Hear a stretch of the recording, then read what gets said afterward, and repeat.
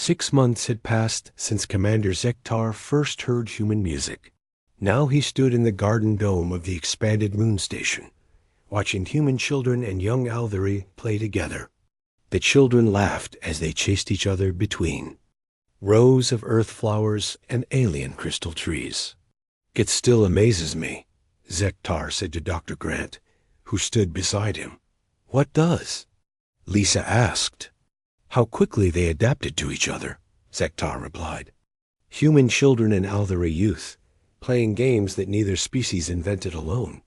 Lisa smiled. "Children are good at that. They don't worry about differences. They just see friends." Zektar nodded.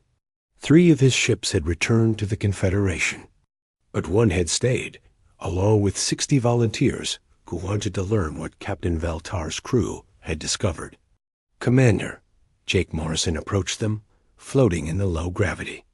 "We're ready for the test flight. Already?" Zektar asked. "It's only been 2 weeks since we finished building it." "That's the beauty of human Althari cooperation," Jake said with a grin. "We build fast when we work together." They moved, too, the observation deck to watch the test. Outside, a new kind of spacecraft prepared for its first journey. It was smaller than an Althari ship, but more advanced than anything humans had built before. The design was sleek like alien technology, but flexible like human engineering. "Vessel Phoenix to control," came Turval's voice over the radio. "All systems ready?" "You named it Phoenix?" Zektar asked. "It's a human legend," Amy Chun explained. She had become the station's head of cultural exchange. "A bird that dies and is reborn from its own ashes. We thought it was appropriate." "Why?" "Because we all died a little when we first met," Amy said. "The humans you thought we were, the Althari used to be, and we were all reborn as something new." The Phoenix launched smoothly, its hybrid engines working perfectly.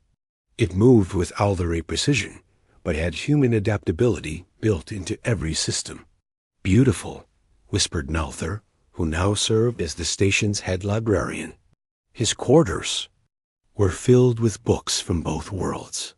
"Phoenix to control," Turval reported. "Hyperspace drive is functioning perfectly." "But it's different from our old drives." "Different how?" asked Jake. "More responsive, more ... alive. It feels like it's thinking with us instead of just following orders." That evening, the community gathered in the main hall for their weekly celebration. It had started as a simple dinner, but had evolved into something much more meaningful. Humans shared stories of Earth, while Althari told tales of distant worlds. Musicians from both species played instruments that had never existed before the 2 cultures met. Captain Veltar stood to address the group. "Friends," he began, using a word that had become natural to him. "We have news from Earth." The hall grew quiet. News from Earth was always important. "The International Council has approved the construction of 5 more stations like this one," Veltar announced. "And the Confederation has agreed to allow any Althari who wish to join our experiment." Cheers erupted from both humans and aliens. Keshra hugged Dr. Ross so hard she lifted him off the ground. Paul and 3 Althari musicians immediately started planning a celebration concert. "But that's not all," Veltar continued. "We've also received our first request for help." "Help?" asked Lisa. "A message from a species called the Vellani," Veltar explained. "They're facing the same problem the Althari faced for centuries. Technological stagnation. They've heard about our community and want to learn what we've discovered. Are we ready to teach others?" Amy asked. "I think so," said Zektar. "But more importantly, I think we need to. What we've learned here is too valuable to keep to ourselves." Over the following weeks, preparations began for humanity's first interstellar diplomatic mission. The ship would carry both humans and Althari to the Vellani homeworld, not as conquerors or traders, but as teachers and friends. I still can't believe this is happening, Jake said as he worked on the ship's final systems. "A year ago, I was just an engineer fixing satellites. Now I'm helping build humanity's first interstellar embassy." "You were always more than just an engineer," Terval replied. "You just needed the right opportunity to show it." The ship was named Harmony, and it represented everything the two species had learned together. Its technology was advanced but adaptable. Its crew was diverse but united. Its mission was ambitious but peaceful. On the day of departure, the entire station gathered to see them off. Dr. Grant would lead the human delegation while Captain Veltar commanded the Althari team. Commander Zektar would stay behind to oversee the next phase of station construction. "Remember," Amy said to the departing crew, "you're not just representing your own species anymore. You're representing what we can become together." "We won't forget," Veltar promised Dot as the Harmony prepared to jump to hyperspace. Lisa Grant looked back at the moon station through the viewport. It had grown far beyond the simple research facility they had started with. Gardens bloomed under protective domes. Children from two worlds learned together in integrated schools. Artists and scientists collaborated on projects that would have been impossible for either species alone. "Nervous?" asked Paul, who was serving as the mission's cultural specialist. "Excited," Lisa replied. "We're about to find out if what we've learned here can work with others." "It will," said Nalthar confidently. "Love, curiosity, and cooperation are universal languages."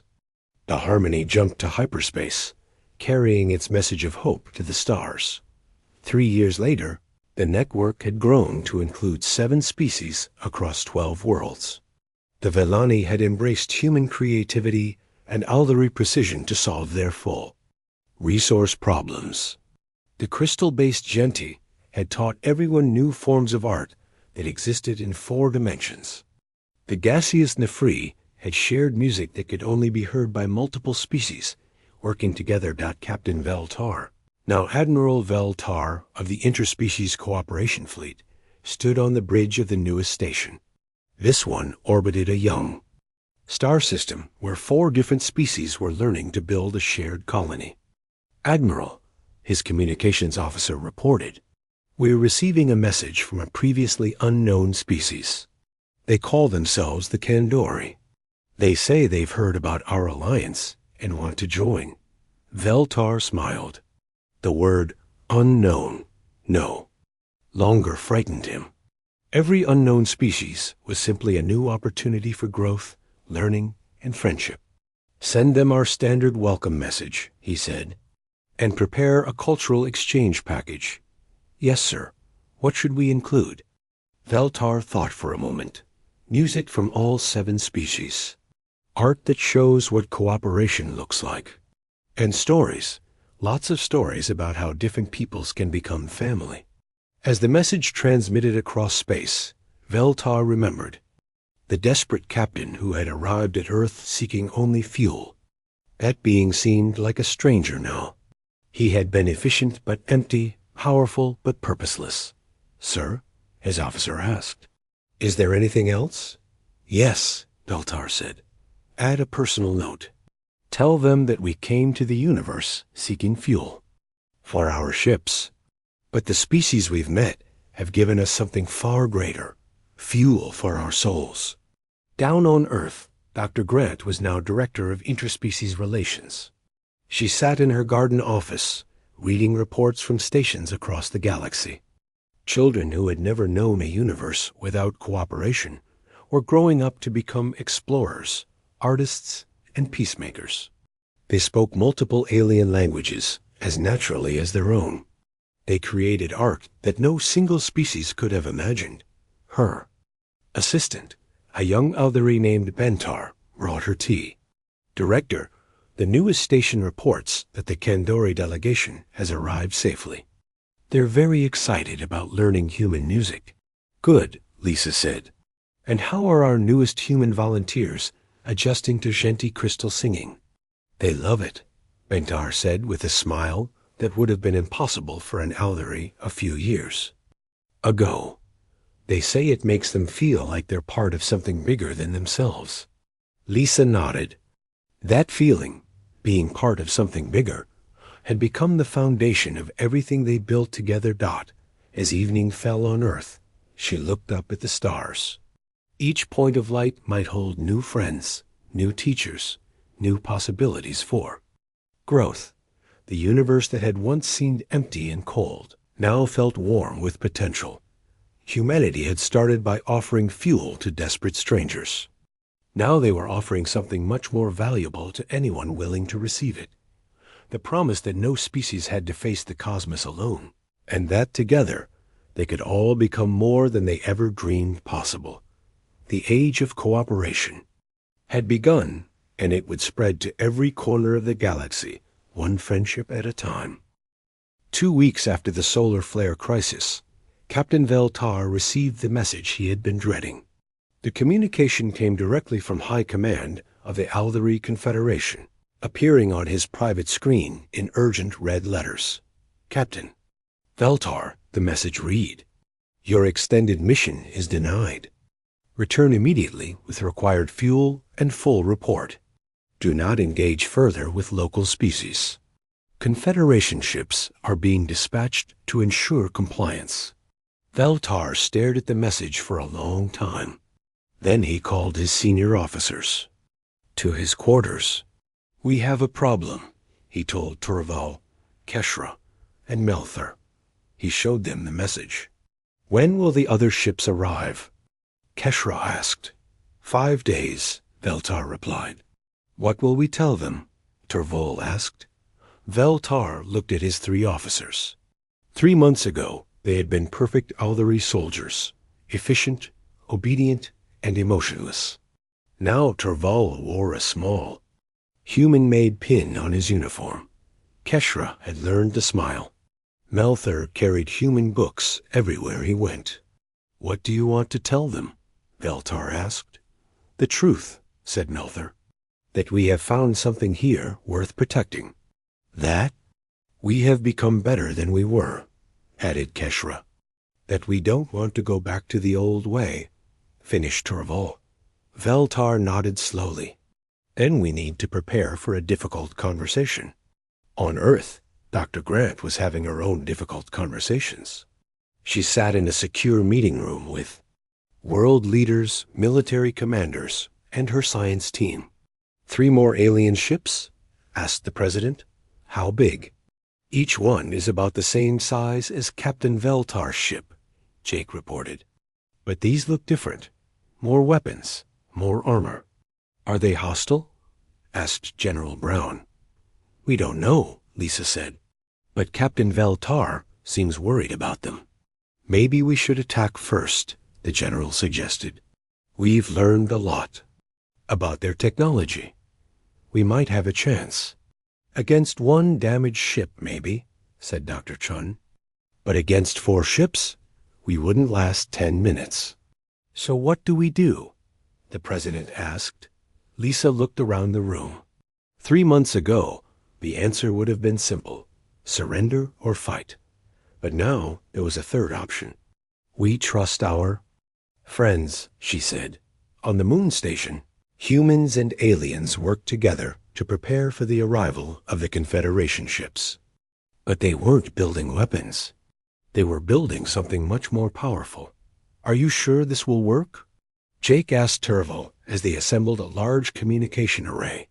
"No," Turval replied, using a very human word he had learned. "But it's worth trying. What exactly are we building?" Amy asked. "A way to show them what we've learned," Keshra explained.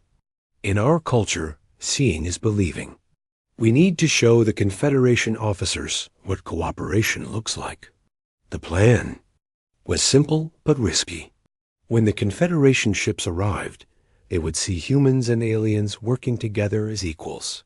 They would see the art, music, and literature that had changed Veltar's crew. They would see the results of cooperation, technology that was better than what either species could create alone. "And if they don't care?" Paul asked. "Then we fight said Captain Veltar, who had joined the planning session. "But not with weapons. We fight with ideas." 5 days later, 3 massive Aldery ships dropped out of hyperspace near Earth. Each ship was twice the size of Veltar's vessel, and their hulls bristled with weapons. The lead ship immediately sent a message to the Zephyr's Edge. "Captain, Veltar, you will report aboard immediately for debriefing. Prepare your ship for immediate departure." "Negative," Veltar responded, surprising everyone. "I request that you come to the moon station for a joint briefing. I have important information to share." "You will comply with orders, Captain." "I will comply with my duty to the Confederation," Veltar said carefully. "And my duty is to report fully on what we have discovered here." There was a long pause. "Then you have 1 hour." A meeting took place in the moon station's largest room. Commander Zektar, the leader of the Confederation. Forces entered with 6 armed guards. He was older than Veltar, with scars on his gray skin that showed his long military service. "Captain Veltar," Zektar said coldly, "explain this delay." "Commander, please sit," Veltar said, gesturing to chairs that had been arranged in a circle rather than the traditional Aldery straight lines. "I prefer to stand," Zektar replied. "Report." "Very well," Veltar said. "We came here seeking hydrogen fuel. We found it. But we also found something unexpected." "Which is?" "Growth," Veltar said simply. Zektar's large eyes narrowed. "Explain." Instead of talking, Veltar showed him. Jake and Turval demonstrated the new navigation system they had built together. Amy and Keshra explained their joint research on sustainable food production. Paul and Melther performed a piece of music that blended human and alien sounds. Commander, Siktar watched everything with growing confusion and anger. "This is contamination," he said finally. "These aliens have infected you with their chaotic thinking." "This is evolution," Veltar replied. "For the first time in 1,000 years, we are growing. We are becoming more than we were." "You are becoming less than you were," Zektar snapped. "You have forgotten your purpose. You are Aldery. We take what we need and move on." "We do not." "Play ... with inferior species." "Inferior?" Turval stepped forward. "Commander, in 3 months, these inferior beings have taught us more about problem solving than we learned in 3 centuries. "They have taught you weakness," Zektar said. "They have taught us strength," Keshra added. "The strength to admit we don't know everything. The strength to ask for help. The strength to change."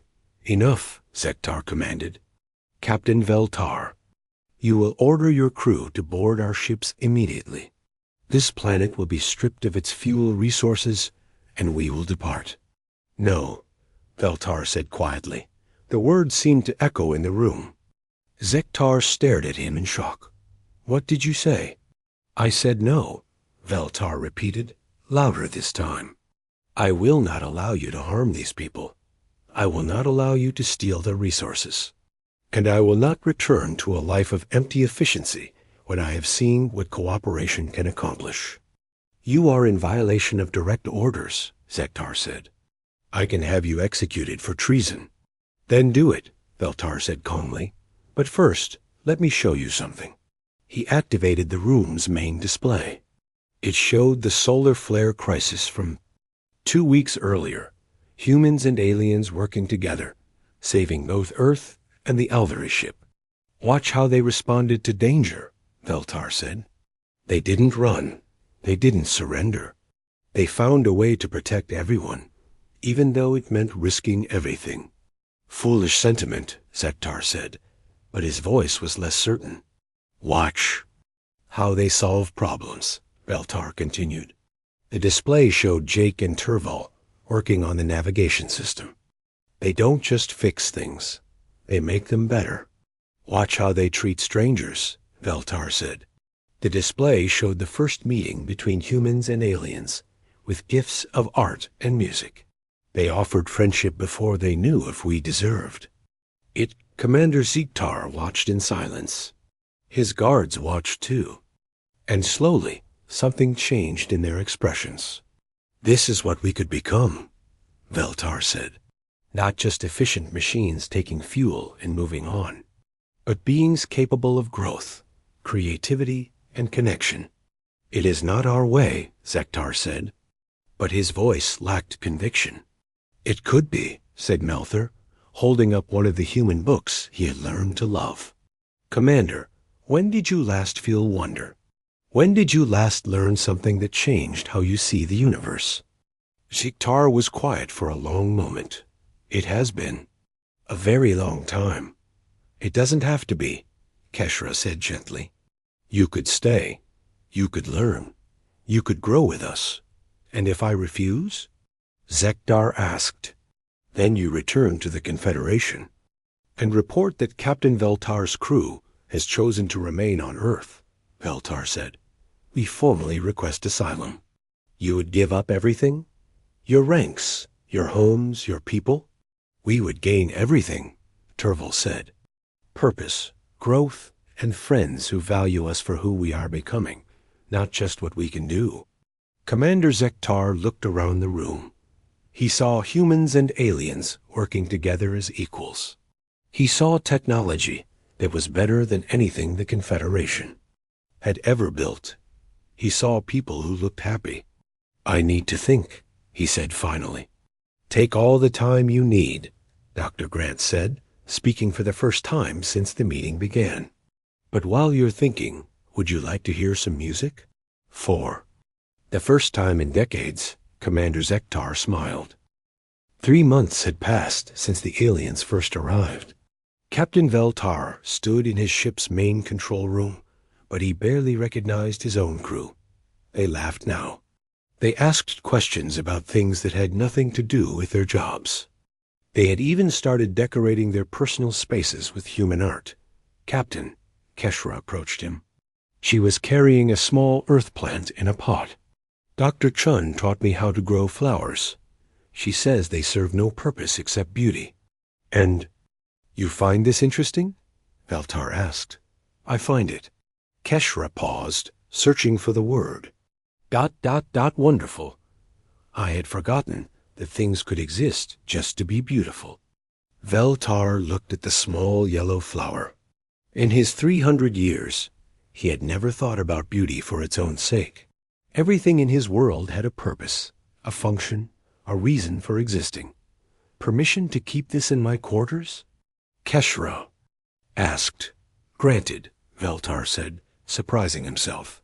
On Earth's moon, construction teams from both species worked together to build a permanent research station. Jake Morrison floated outside the structure, welding metal beams alongside Terval. Jake, Terval said through their radio connection. I have a question about human engineering. What's that? Jake asked, focused on his work. Why do you build things that can be changed later? Your buildings have spaces for things you might add someday. Your machines have parts you can replace or upgrade. It seems inefficient. Jake stopped welding and looked at his alien friend. Because we don't know what we'll need tomorrow. Maybe in 5 years, we'll discover something new. Maybe we'll need our buildings to do something different. But doesn't this make everything more complicated? Sure, Jake said. But it also makes everything more possible. Terval was quiet for a moment. On my world, we build things to last forever, exactly as they are. That sounds nice, Jake said. But what if you change? What if you become different people who need different things? We don't change, Terval said automatically. Then he stopped. At least we didn't used to. Back on Earth, Dr. Kevin Ross was having the most unusual medical consultation of his career.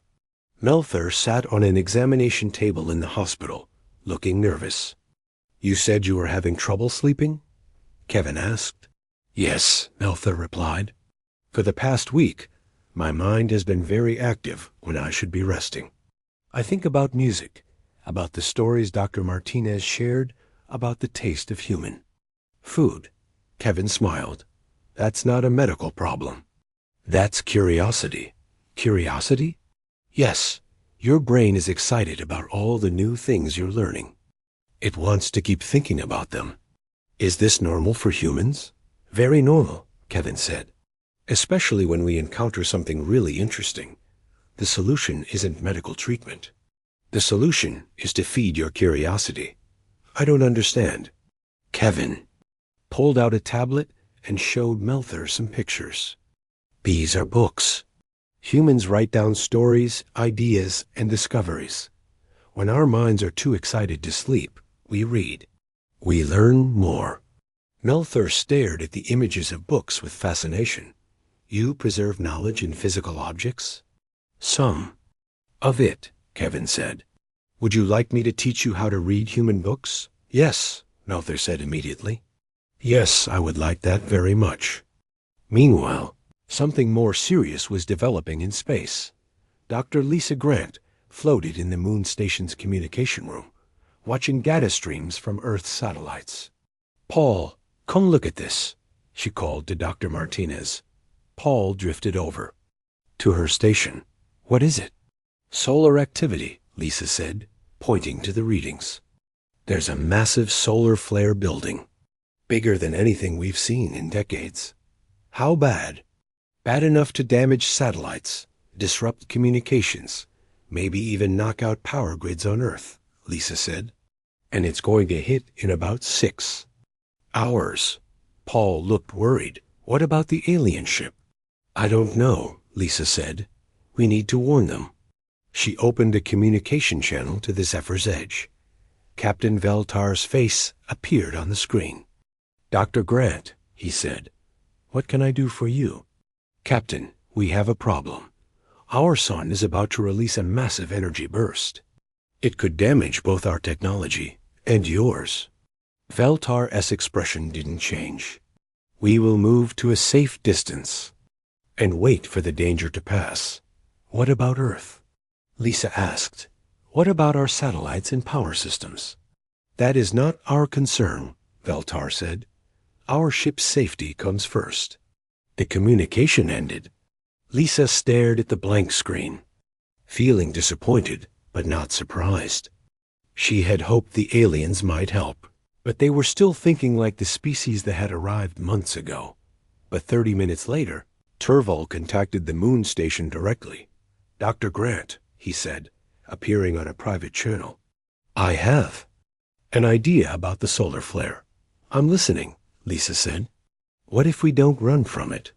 What if we use both human and alien technology to protect everything? Is that possible? I don't know, Turval said honestly. But Jake taught me something. He said sometimes you have to try solutions that might not work, because not trying guarantees failure. Within an hour, teams from both species were working frantically on Turval's plan. The idea was bold. Use the alien ship's energy shields, combined with human satellite networks to create a protective grid around Earth. Jake and Amy worked with alien engineers to modify the shield technology. Paul and Keshra calculated the exact positions needed for maximum coverage. Dr. Ross and Melther coordinated with hospitals to prepare for any power failures. This is insane, said Dr. Chun, watching the preparations. We're trying to protect an entire planet with technology we barely understand. Yes, said Turval, who was learning to appreciate human enthusiasm. Isn't it exciting? Captain Veltar watched his crew working with the humans and felt something he had never experienced before, pride mixed with fear. His people were risking their ship, their lives, for beings they had met only 3 months ago. Captain, Keshra approached him. The humans have asked us to redirect our ship's power to strengthen the shield grid. All of our power? Veltar asked. Yes, sir. It would leave us completely vulnerable. Veltar looked around his bridge. His crew was working harder than he had ever seen them work. But more than that, they looked happy. They looked like they had found something worth fighting for. Do it, he said. The solar flare hit exactly when the scientists predicted. For 4 hours, space around Earth blazed with deadly radiation. The protective grid held, but just barely. Twice, sections of the shield failed and had to be rebuilt in minutes. During the crisis, species boundaries disappeared. Human engineers took orders from alien physicists. Alien technicians followed repair procedures designed by human mechanics. No one thought about who was in charge or which technology was better. They just worked together. Grid Section 7 is failing. Jake called out from his station. I've got it, replied Nalthur, rerouting power from the alien ship. Earth power grid is fluctuating, reported Amy.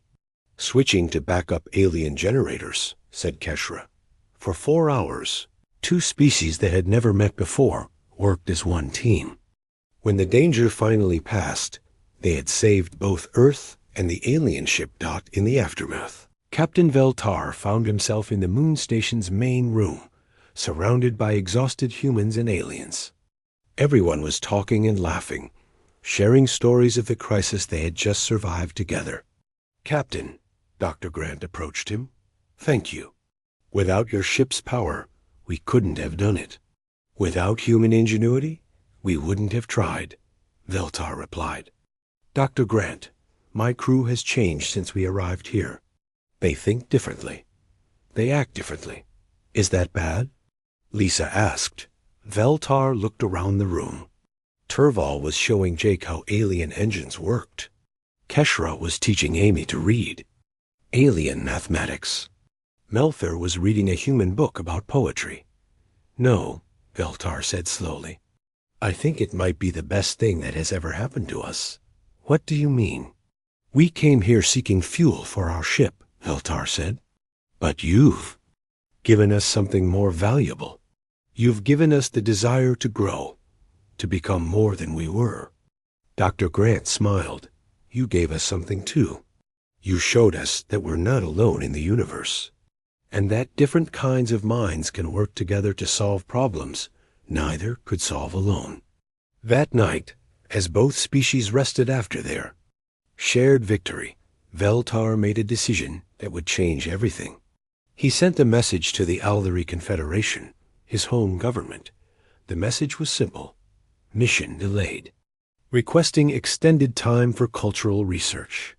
Initial contact has revealed unexpected opportunities for mutual development.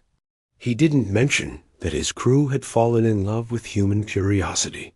He didn't say that they had learned to value beauty and friendship. He didn't explain that they no longer wanted to simply take fuel and leave. He just asked for more time, hoping his superiors would give it to them. But deep down, Veltar knew that no matter what the Confederation said, his people had already found something on Earth that they couldn't leave behind. The hope of becoming something better than they had ever imagined possible. 2 weeks had passed since the first meeting. Captain Veltar walked through his ship, watching his crew work. Everything looked normal, but something felt different. His people were talking more. They asked questions about the humans. Some even asked to hear more of the strange sounds the humans called music. Captain, Turval approached him with a worried look. I need to speak with you. They went to Veltar's private room. Turval closed the door and sat down. What's wrong? Veltar asked. It's the crew, Turval said. They're changing. Yesterday, 3 engineers asked me why humans make art. Last week, Keshra spent 2 hours listening to something called poetry. This morning, our medical officer wanted to know why humans keep animals as pets. Veltar frowned. Is this a problem? I don't know, Turval said honestly. We've never acted like this before. We take fuel, we leave. We don't ask questions about other species. But they offered to trade fairly, Veltar said, and their questions. They're interesting. Turval stared at his captain. You're changing too. Down on Earth, Dr. Grant was having similar conversations. She sat in a meeting room with Jake, Paul, and Dr. Amy Chun, a plant scientist who had joined the team. The aliens agreed to our proposal, Lisa said. Starting tomorrow, 2 of them will come to Earth, and Jake gets to visit their ship. Jake looked nervous and excited. What if I do something wrong? What if I break the rules? Just be yourself. Amy said, they seem curious about us. Maybe they want to understand how we think. That's what worries me, Jake said. How we think is pretty messy compared to them. Maybe that's good, Paul said. They seem very organized, very controlled. Maybe too controlled. The next day, Jake floated through the airlock onto the alien ship. The inside was beautiful, but cold. Everything was made of smooth metal and crystal. There were no decorations, no personal items, nothing that seemed unnecessary. Turval met him at the entrance. Welcome to the Zephyr's Edge, he said through his translator. Thank you, Jake said, looking around. It's incredible. How old is this ship? 800 of your years, Turval replied. 800 years? Jake was amazed. On Earth, we throw away most things after a few years. Why? Turval asked. We like to make new things, better things. We're always trying to improve. Turval showed Jake through the ship. Everything worked perfectly. The engines ran without any noise. The computers never made mistakes. The life support systems had never failed. This is wonderful, Jake said. But what happens if something breaks that you didn't expect? Nothing breaks, Turval said. We planned for everything. Jake pointed to a control panel. But what if this panel stops working in a way you never thought of? What if the problem is completely new? Turval looked confused. That cannot happen. We know all possible problems. Really? Jake pulled out a small tool from his pocket. This is a simple screwdriver, but I've used it to fix radios, prop open doors, dig holes, and even cook food over a fire. We designed it for screws, but it does lots of other things. Why would you use it for things it wasn't designed for? Turval asked. Because sometimes you need to solve a problem, and you have to use whatever you have, Jake said. We call it being creative. Meanwhile, on Earth, Keshra and another alien named Melther were visiting Amy's research lab. Amy showed them plants, growing in special containers. These are tomatoes, Amy said, pointing to red fruits. We eat them. Why do you grow your own food? Melther asked. It would be more efficient to make it in machines. We could, Amy said, but this way tastes better, and it's more fun. Fun? Keshra asked. Amy smiled. Yes, fun. We enjoy growing things. We like to see them change and get bigger. We like to try new ways of growing them. She showed them another section of the lab. These plants are experiments. I'm trying to make tomatoes that can grow in very cold places. For what purpose? Keshra asked. So people in cold places can have fresh food, Amy said. And maybe so we can grow food on other planets someday. Other planets? Melther looked interested. Sure, Amy said. If we ever travel to other worlds, we'll need to grow food there. So I'm trying to learn how to make plants that can grow anywhere. The 2 aliens looked at each other. This was the first time they had met someone who planned for problems that didn't exist yet. Back on the ship, Jake was working with Turval on the navigation system. The aliens had found a small problem with their computers. The system calculates the best path between stars, Turval explained. But lately, it has been making small errors. Jake looked at the computer displays. Everything looked perfect to him. What kind of errors? Sometimes it chooses a path that takes 12 minutes longer than necessary. Sometimes it uses 3% more fuel than the optimal route. That doesn't sound like much of a problem, Jake said. Any error is unacceptable, Turval said. Our systems must be perfect. Jake studied the navigation data for an hour. Finally, he saw the issue. I think I know what's wrong, he said. Your computer is trying to predict everything perfectly. But space changes. Stars move. Gravity fields shift. You can't predict everything. We must, Terval said. How else can we navigate? By being. Ready to change, Jake said. Instead of planning the perfect route, plan a good route and be ready to adjust it. Adjust it? Yes. Build flexibility into the system. When something unexpected happens, the computer should be able to adapt. Terval stared at Jake. You want us to make our navigation system less precise? No, Jake said. I want you to make it smarter. Precision isn't the same as intelligence. On Earth, Amy was teaching Keshra and Melther how to cook. They stood in a kitchen, watching her prepare a meal. Why don't you just use food machines? Melther asked. Because cooking is creative, Amy said. Watch. She took some vegetables and started cutting them. But instead of following a recipe exactly, she tasted as she went. She added spices until it tasted right to her. How do you know how much spice to add? Keshra asked. Experience, Amy said. And guessing, and trying new things. What if you guess wrong? Then I learned something, Amy said with a laugh. Sometimes the mistakes taste even better than what I planned. The aliens watched her cook with fascination. Everything the humans did seemed to involve uncertainty, experimentation, and adaptation. Try this, Amy said, offering them a spoonful of soup. Keshra tasted it carefully. Her large eyes widened. This is different from our food. Good different or bad different? Amy asked. I'm not sure, Keshra said honestly, but I want to taste it again. That evening, back on the ship, Terval met with Captain Veltar. The human engineer fixed our navigation problem, Terval said. Good, Veltar replied. How? He didn't fix it, Terval said slowly. He changed how we think about it. Instead of trying to predict everything, he made the system ready to handle surprises. And this works? Better than our old system, Terval admitted. Captain, I think these humans might have something we lost. What?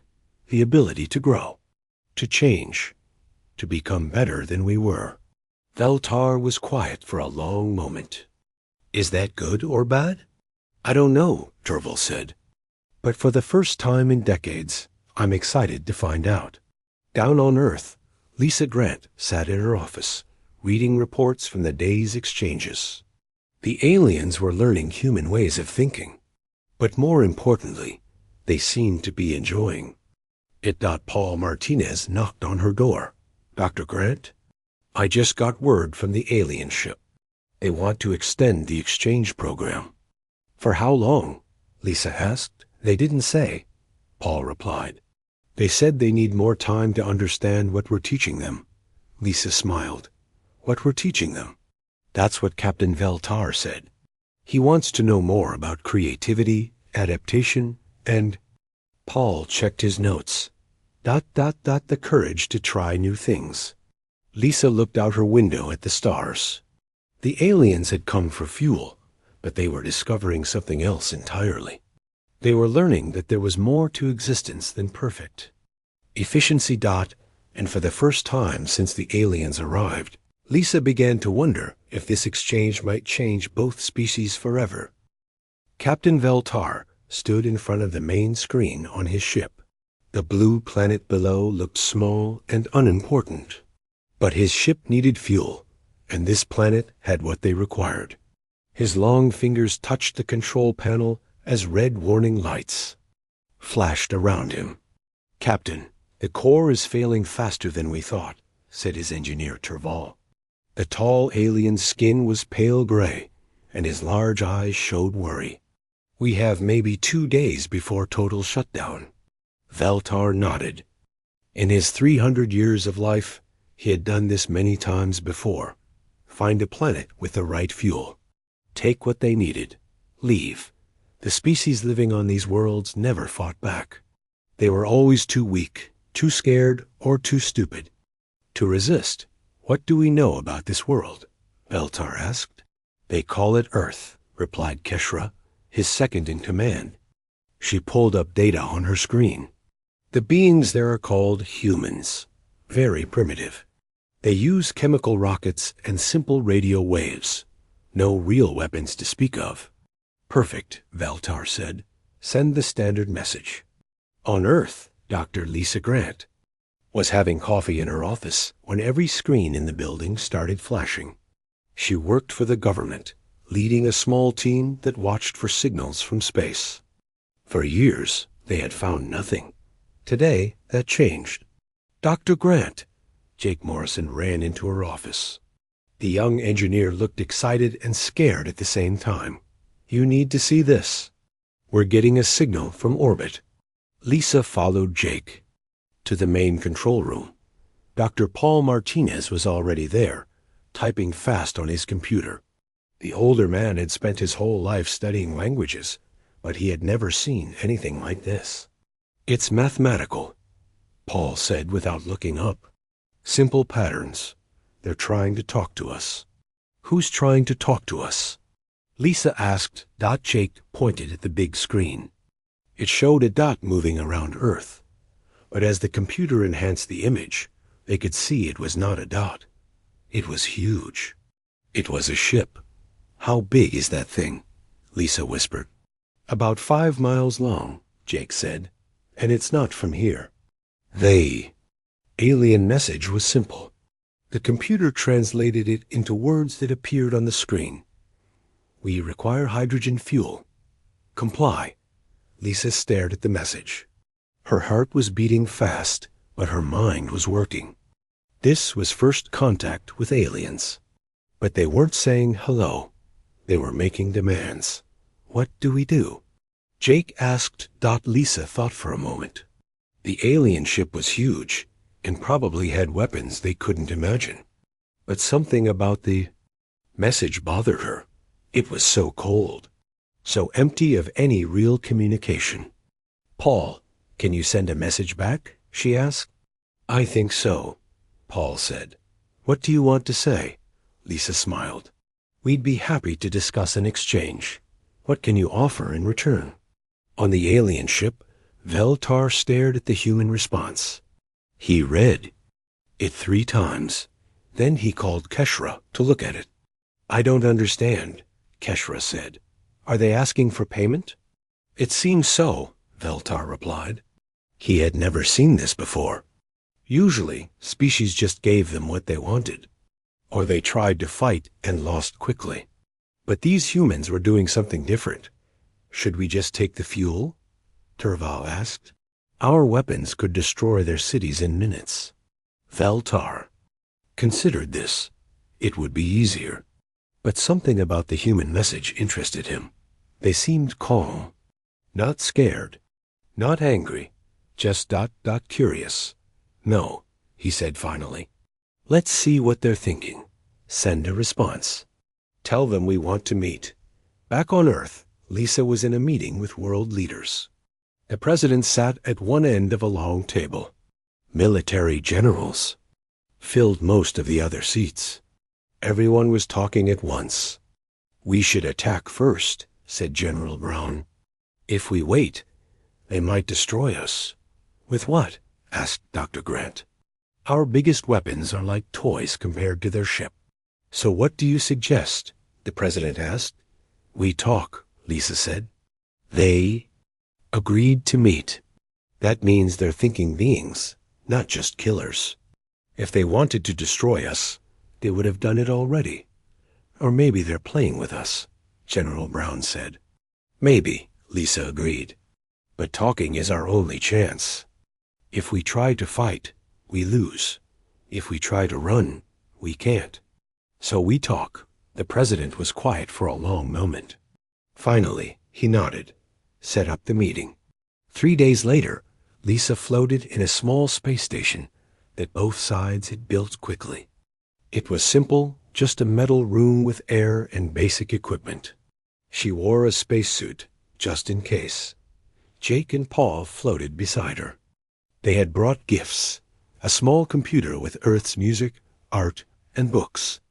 They also brought pictures of Earth's plants and animals. The alien door opened. Captain Veltar entered first. He was tall and thin, with gray skin and large black eyes. His movements were smooth and careful. 2 other aliens followed him. "I am Captain Veltar," he said. The words came from a small device on his chest that translated his speech. "We thank you for meeting us." "I'm Dr. Lisa Grant," she replied. "We're happy to meet you too." Veltar looked at the gifts the humans had brought. He seemed confused. "What are these for?" "They're gifts," Lisa said. "We thought you might like to learn about our world." "Learn?" Veltar's large eyes blinked. Slowly. "We only need fuel." "We understand that," Lisa said. "But we're curious about you too. Where do you come from? How long have you been traveling in space? What is your world like?" Veltar looked at his companions. They seemed as confused as he was. In all their years of taking fuel from other worlds, no one had ever asked them questions like this.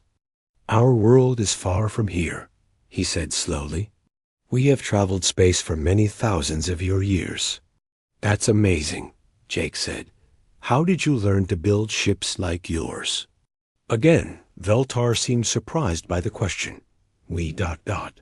We have always known how," Lisa smiled. "Would you like to see some of our music?" She played a piece of classical music from the small computer. The aliens listened with strange expressions on their faces. "What is this for?" Keshra asked. "It's just beautiful," Paul said. "We make it because it makes us happy." The aliens looked at each other. They clearly didn't understand the idea of making something just because it was beautiful. "About the fuel," Veltar said, returning to business. "We need hydrogen isotopes. Your planet has much water." "Yes, we can provide that," Lisa said. "In return, we'd like to learn from each other. Maybe some of your people could visit Earth, and some of ours could visit your ship." "Visit?" Veltar asked. "Why?" "To learn," Lisa said simply. "To understand each other better, to maybe become friends." The word friends seemed to confuse the aliens most of all. They talked among themselves in their own language for several minutes. Finally, Veltar turned back to the humans. "We will consider your proposal. We have never done anything like this before." "Neither have we," Lisa said with a smile. "But that's what makes it interesting." As the meeting ended, Turval stayed behind for a moment. He looked at the gifts the humans had brought. "The music," he said quietly. "Could we ... could we hear more of it?" Lisa's smile grew wider. "Of course, we have thousands of different kinds." 4. The first time, one of the aliens seemed excited about something other than fuel. And Lisa began to hope that this first contact might become something much more important than a simple trade.